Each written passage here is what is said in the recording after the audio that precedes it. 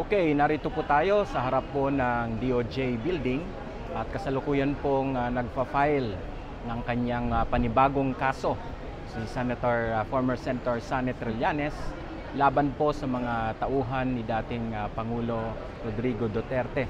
This time ay plunder case na may kinalaman po doon sa anomalous na pagbili ng mga frigate, no? Yung atin pong mga Navy ships noong panahon po ni former President Rodrigo Duterte. Ako po ay nag-file ng panibagong plunder case laban kay Rodrigo Duterte, Bongo, Admiral Pedrat, ilang DND officials at iba pa.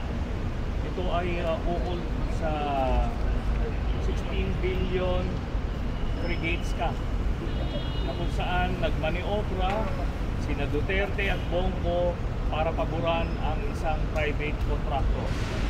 Napaka-importante nitong kaso na ito para maging ehemplo, no, sa mga susunod na mga kontrata ng AP Modernization Program na dapat yung end user, yung branch of service ang masusunod. No, kung ano yung kailangan nila sa ground, kung ano yung ikabubuti ng mga sundalo natin, yun dapat ang masusunod at hindi yung mga kagustuhan ng mga kontratista at mga korap na opisyal sa kung saan man, ano, kahit sa DND man o kung sa Malacanang.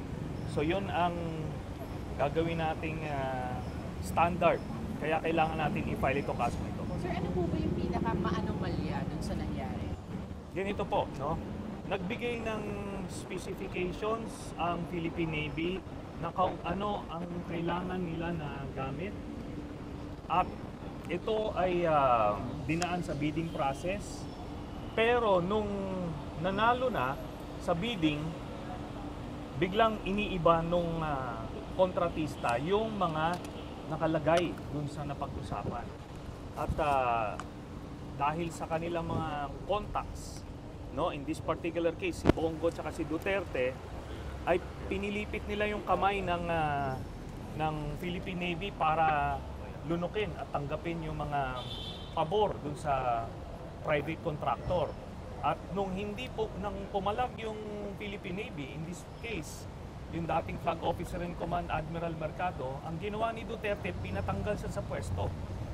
At naglagay siya ng isang bata niya na opisyal na willing tanggapin yung anomalous na contract niya. At dahil dyan, malaki yung dumagdag yung kita ng private contractor at the expense of the Philippine Navy. Meron tayong complete yung documentary evidence natin, testimonial evidence. At ito nga, mismong si Duterte ang nagsabi na nanghimasok siya dun sa kontrata na yan, sa SONA niya sinabi ito. Na inutusan niya si Bongo na maghimasok at yun na nga, ando doon na yun, may paper trail dito at maraming testimonial evidence dito. Ngayon, hindi lahat na isama dun sa kaso, no? May mga John Does, Jane Does doon. Kasi pati yung mga tumanggap, no, yung mga acceptance committee ay eventually masasama sa kaso. Sir, si Lloyd Christopher Lau is also included in Yes. the complaint. Yes. And then eventually nalaman din natin nung pandemic, no, he's also involved dun sa family. What does it say sa Ito, nakikita ninyo, sir? Kumbaga si Christopher Lau, yung involvement niya sa mga different anomalous projects. Itong si Christopher Lau, hindi ko lang na-mention kanina pero kasama siya. No? Yan si Christopher Lau, bagman niya ni Bongo. No? At siya ang unang humarap dun sa mga Navy officers at tinutulak. Yun nga yung proposal nung private contractor para baguhin yung mga equipment na ibibigay dun sa Navy. Tapos ito nga, si Lau eventually nilipat nila doon sa DBM.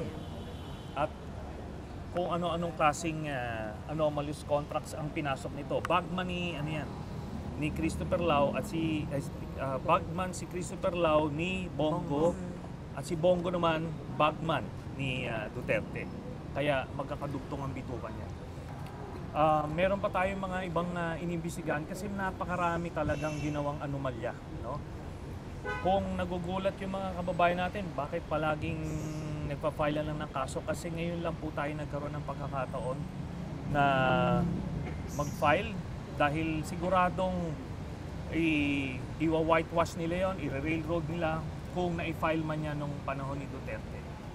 Bottom line nito, parang bumili yung Navy ng Mercedes-Benz, for example. Parang bumili ka ng Mercedes-Benz, pero ang diniliver sa'yo, kaha lang yung Mercedes-Benz, pero Yung quality. yung makina owner ng jeep yung nilagay. So, that's essentially how it is.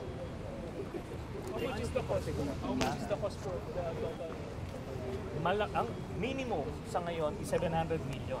Pero ngayon pagka inaudit pa yan, marami pa palang ibang gamit na pinalitan. No? Yung sonar, pati yung size mismo, talagang kumaga, iba yung in-order mo, iba yung diniliver. Ganun yung nakikita na.